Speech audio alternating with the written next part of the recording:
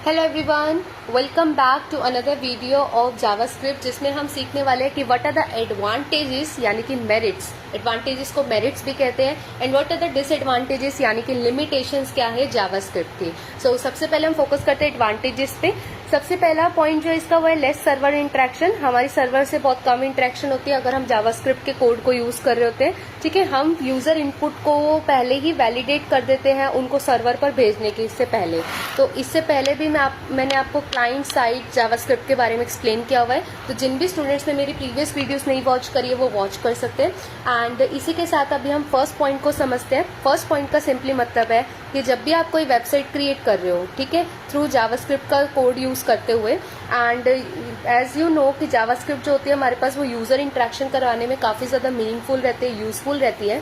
सो यहाँ पर हमारे पास लेस सर्वर इंटरेक्शन का क्या मतलब हुआ कि हमारे डेटा, जो भी यूजर डेटा डालेगा वो डेटाबेस में जाके कहीं ना कहीं स्टोर होगा, राइट। और इस डेटाबेस में स्टोर होने से पहले ही, क्योंकि क्लाइंट की डायरेक्ट डेटाबेस के साथ बहुत कम इंटरेक्शन होगी, रीजन बीइंग दैट कि जावास्क्रिप्ट का कोड यूज करके हम पहले ही उस चीज को वैलिडेट कर सकते हैं।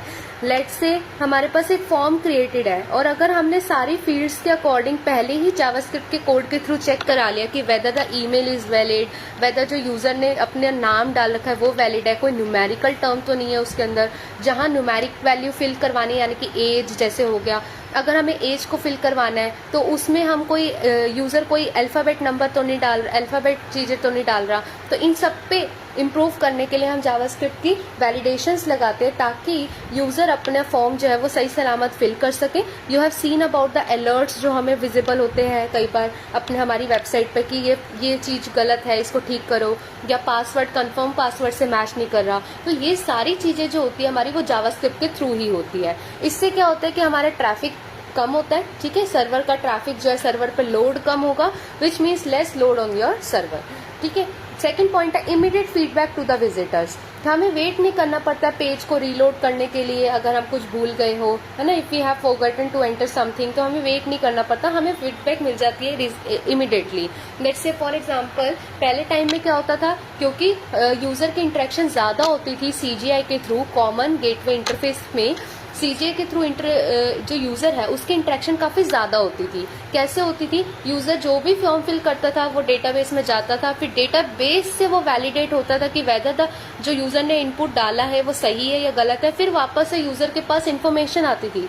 अब यूजर को क्या करना पड़ता है, इतना वेट नहीं करना पड़ता है, इमीडिएट फीडबैक उसे मिल जाती है। कैसे? थ्रू जावास्क्रिप्ट कोड के थ्रू। आप जो भी फॉर्म फिल कर रहे हो, आपने गलत फॉर्म फिल किया तो आपको उसी समय आपके पास एक अलर्ट बॉक्स आ जाता है कि the enter details are correct, incorrect, उसको सही करो तभी आपका फॉर्म सबमिट हो सकता है। तो इसका सिंपली से यही मतलब था कि यूजर से हमें क्या मिल जाता है, यानी कि सर्वर से हमें एक इमीडिएट फीडबैक मिल जाती है। This is only because of the JavaScript code.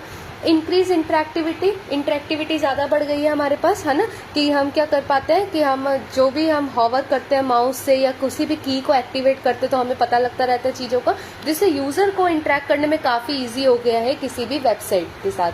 Richer interface है, काफी easy drag and drop components मिल जाते हैं जावास्क्रिप्ट के थ्रू हमें। हम रीड मोर पे क्लिक करते हैं तो हमारे फर्दर पैनल्स ओपन हो जाते हैं। हम साइड बार के 3 मेन्यूज पे क्लिक करते हैं तो हमारा पूरा मेन्यू बार, नेप बार, साइड बार, ये सब चीजें हम ऑपरेट कर सकते हैं, ओपन कर सकते हैं only with the help of JavaScript, right.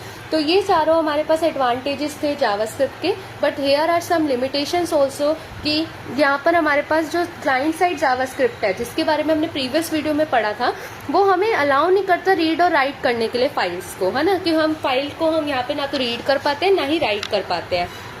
This has been kept for security reason, और ये इसीलिए ही है इसकी लिमिटेशन क्योंकि उसमें कुछ सिक्योरिटी रीजंस है, ठीक है। अदरवाइज हमारे क्या होता है, सिक्योरिटी के जो चांसेस है वो बहुत कम हो जाते हैं अगर हम इसका यूज करेंगे तो। JavaScript can not be use for networking application because there is no support available. Networking से रिलेटेड अभी कोई सपोर्ट नहीं है जावास्क्रिप्ट में। होपफुली ये भी हमारे पास एक एडवांटेजेस में फ्यूचर में इन्वॉल्व हो जाए जब जावास्क्रिप्ट भी एज अ नेटवर्किंग एप्लीकेशन के लिए यूज की जाए, बट अभी ऐसा कुछ नहीं है।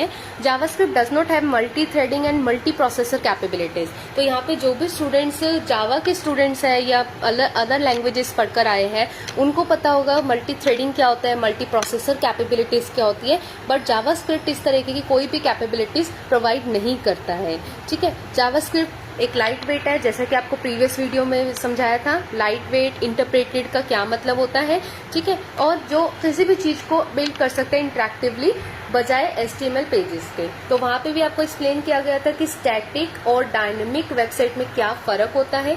तो जिन भी स्टूडेंट्स ने मेरी फर्स्ट सेकंड वीडियोस नहीं देख रखी है वो समझ सकते हैं कि स्टैटिक और डायनेमिक वेबसाइट्स में क्या फर्क होता है, what this means. So these are the advantages and limitations of the JavaScript. If you like the video, please do like, comment, discuss करो students and comment box में वीडियो को share करो अपने फ्रेंड्स के साथ who are preparing for JavaScript or JavaScript interviews, who are new in their BCA, MCA courses, right? Share with them so that it will be helpful for them in the exam time as well.